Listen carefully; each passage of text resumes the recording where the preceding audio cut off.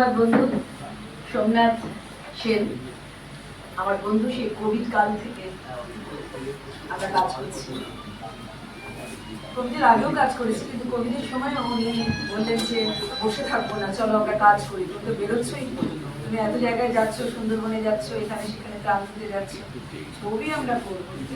সেই সময় থেকে আমার অত্যন্ত সাহসী বন্ধু আমাদের সোমনাথ সেন প্রচুর ছবি করেছেন।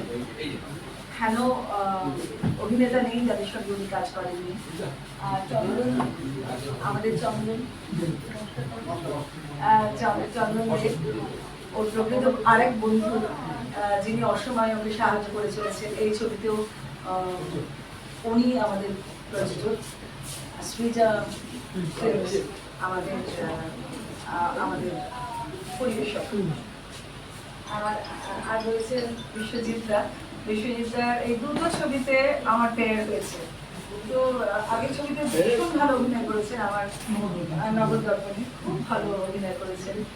আর আমার আরেক বন্ধু, সব বন্ধুদের ছবি এটাই, শান্তনা, তারপরে আর তাপস, ওরা তো রয়েছে আমাদের অ্যাসিস্ট্যান্ট ডিরেক্টর। খুব ভালো করে ছবিটা হয়েছে। আরো ভালো লাগছে, আপনাদের সাথে একটা শেয়ার করি। এবারে আমি টালিগঞ্জ কনস্টিটিউয়েন্সির প্রার্থী ছিলাম, জিতে গেছি এখন, কিন্তু যখন প্রার্থী ছিলাম, যখন আমি ক্যাম্পেনিং করছি, এরকম বহু মহিলা ম্যাক্সি পরে,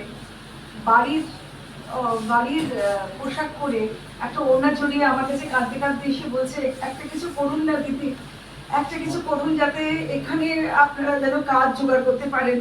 আমার একটা মাত্র বাচ্চা কোথায় থাকে জানেন তো, কি পোস্ত খেতে ভালোবাসে, ওতে পোস্ত পাওয়া যায় না। এরকম অনেক মানুষ আমার কাছে এসে তাদের সন্তান নেই এখানে শুধু চাকরির জন্য। এই পশ্চিমবঙ্গে চাকরি নেই, যা চাকরি ছিল গত প্রায় 20 বছর যাবত এখানে কোনো ভালো করে পড়াশোনা করছে কিন্তু চাকরি নেই। সেই মানুষগুলোর আমার তখনই মনে পড়ে যাচ্ছিল, কারণ এই শুটিংটা আমার ক্যাম্পেনের আগে, আমার তখনই মনে পড়ে যাচ্ছিল আমার বন্ধু সোমনাথ সেন এর উপরই একটা ছবি লিখেছে, পাখির বাসা। খড়কুটো নিয়ে আসে এবং পাখিরা উড়ে যায়, যে মা পাখিরা নিয়ে আসে সেই পাখিরা উড়ে চলে যায়, আর পাখি একবার উড়ে চলে গেলে আর আসতে চায় না। তাই প্রথমেই আমি আমার অনারেবল চিফ মিনিস্টার, আমাদের মাননীয় মুখ্যমন্ত্রী বলেছিলাম, এমন একটা কিছু করুন। যখন আমরা জিতে গেলাম, আমি বলেছিলাম এমন একটা কিছু করুন যাতে এইখানের ছেলেরা যেন এইখানেই থাকে, তারা যেন উড়ে না যায়। আমি বলতে বলতে আমার চোখে জল এসে গেছিল, অবাক হয়ে তাকিয়েছিলেন, বলে না না, এখানে তো ইন্ডাস্ট্রি আসছে, এখানে আমরা অনেক চেষ্টা করবো।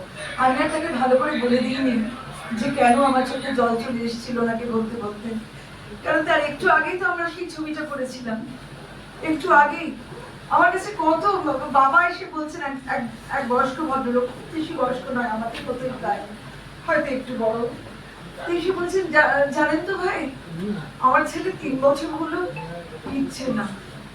সে কি, কেন? বলে জানি না, বোধহয় করে মেনশন বিয়ে করেছে বা যাই হোক, ফেরে না, আর টাকা পাঠায়, চুপ করে রইলেন। আসলে আজকালকার বাচ্চারা বড্ড বেশি নিজেদের নিয়ে সচেতন, নিজেদের কমফর্ট জোন নিয়ে সচেতন। এই ছবিটা সকলের জন্য একটা লেসন। তোমরা যখন ছোট ছিলে, তোমাদের মা বাবারা তোমাদের হাত ধরেছিল, আর তাদের যখন হাত ধরার সময়, তখন তোমরা চলে যেও না, এখানে থাকো, যেভাবেই হোক।